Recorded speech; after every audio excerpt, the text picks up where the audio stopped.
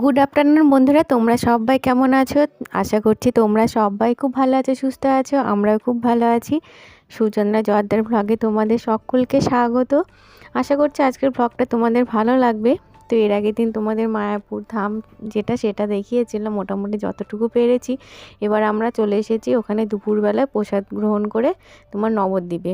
তো নবদ্বীপে মায়াপুর থেকে খানিকটা পরেই ধরো নবদ্বীপ। তো নবদ্বীপ ঘাটে এসে আমরা পৌঁছেছি। তোমার এখানে নৌকোতে 5 টাকা নেয় আর তোমার স্টিমারে 10 টাকা। তো ছেলেরা যেহেতু নৌকা চড়েছিল না, সেই জন্য মনে করলাম আসার সময় নৌকায় চড়বো আর যাওয়ার সময় তোমার স্টিমারে যাব। স্টিমারে 10 টাকা ধরো। স্টিমারে গেলে একটা সুবিধা আছে, তোমার স্টিমারে গেলে গঙ্গা যমুনা যেটা ভাগ সেটা কিন্তু স্টিমারে গিয়ে দেখা যায়। নৌকাতে কিন্তু অতটা বোঝা যায় না। তো আমরা যাওয়ার সময় যেহেতু স্টিমারে গেছিলাম, স্টিমারে গিয়ে তোমরা বুঝতে পারলাম যে গঙ্গা যমুনার যে ভাগটা, একটা দিকে কালো জল, একটা দিকে গঙ্গার যে সাদা জলটা পুরো আলাদা আলাদা, কিন্তু মেশে না। ওটা একটা দেখার ভালো জিনিস, ভালো বলতে পারো। তোমরা যদি কেউ নবদ্বীপে আসো দেখবে, লক্ষ্য করবে গঙ্গার দিকে, দেখবে একবারে পরিষ্কার বোঝা যায়। আমরা সবাই দেখেছি, খুব ভালো লাগলো। তো মোটামুটি 5 মিনিটও লাগে না নৌকায় চড়ে, উঠতে যতটা দেরি, তারপরে ছাড়তে যতটা দেরি। তারপরে তোমার চলে আসলাম তোমার এখানে ধরো। তো এখানে এসে তোমার একটা টোটো ঠিক করেছি। তো টোটো ধরো মোটামুটি আমাদের 2টো টোটো লেগেছে, যেহেতু অনেকে ছিলাম, 9 জন ছিলাম। আর তোমার টোটোয় একটু বেলা হয়ে গেছিলো, তা নাহলে হয়তো আরও কটা মন্দির তোমাদের দেখাতে পারতাম, আমরাও নিজে মানে দেখতে পারতাম। তো তুমি 400 টাকা নিয়েছে আমাদের, মোটামুটি 5-6টা জায়গায় দেখিয়েছে। তো এখানে তোমার প্রথমে আসলাম রাধারানী মন্দিরে। তো এখানে নিতাই রাধারানী মন্দির, আর এর নিচে রয়েছে গুপ্ত বৃন্দাবন। তো গুপ্ত বৃন্দাবন মানে অপূর্ব দৃশ্য, মানে রাধাকৃষ্ণের যে সমস্ত লীলা সেগুলো সব কিছু তোমার গুপ্ত বৃন্দাবনের মধ্যে রয়েছে। তো ওটা নিচের দিকে একটু অন্ধকার অন্ধকার রয়েছে।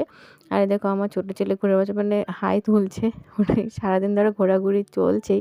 তারপরে একটু ধরো বাচ্চারা একটু ধরো অসুবিধা হয়, যেহেতু ঝুলে ধরো ঘুরে বেড়াচ্ছে। তো গুপ্ত বৃন্দাবনের এটা ধরো পথ, মোটামুটি 10 টাকা করে টিকিট নিল আমাদের সবারই, একজন একজন করে।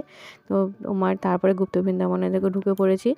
এখানে ধরো কৃষ্ণের যা যা লীলা সমস্ত কিছু রয়েছে পুরো লাইটিংয়ের মাধ্যমে। আর ধরো দেখো উপরেও লেখাও রয়েছে তোমার বাংলা, ইংরেজি, হিন্দিতে, মানে যে যেটা ভাষায় ধরো পড়তে পারবে পড়ে নেবে।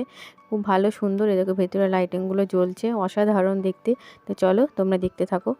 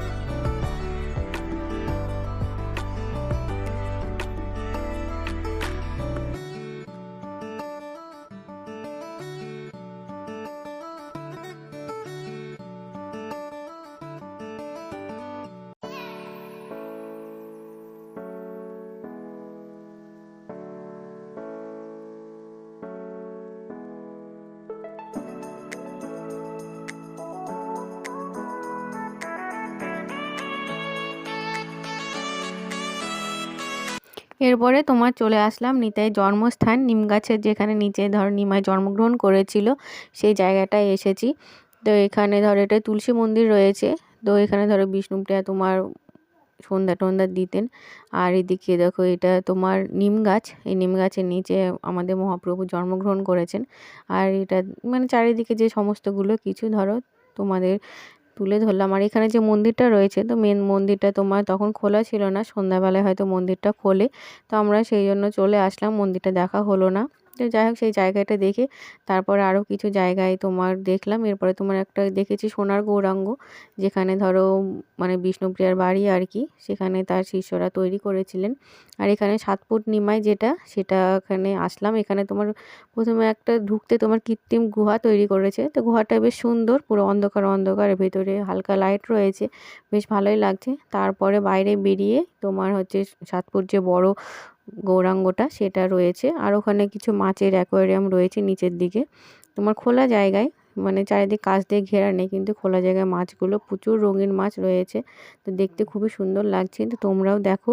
আর এখানে যে বাগানটা রয়েছে, তো বাগানটাও খুবই সুন্দর, অনেক বড় জায়গা জুড়ে মানে বাগানটা। প্রচুর কিছু রয়েছে বাগানের ভেতরে, সব ধরো রাধাকৃষ্ণের যে সমস্ত লীলা সখীরা সব কিছুই রয়েছে। আর এখানে একটা মিউজিয়াম রয়েছে, তো মিউজিয়ামটাও খুব সুন্দর। মানে রাধাকৃষ্ণের মিউজিয়ামে যে ঠাকুরগুলো খুবই সুন্দর, বড় বড় বেশ মূর্তিগুলো সুন্দর লাগছে দেখতে। তারপরে তোমার চলো দেখতে থাকো, আমরাও একটু দেখি।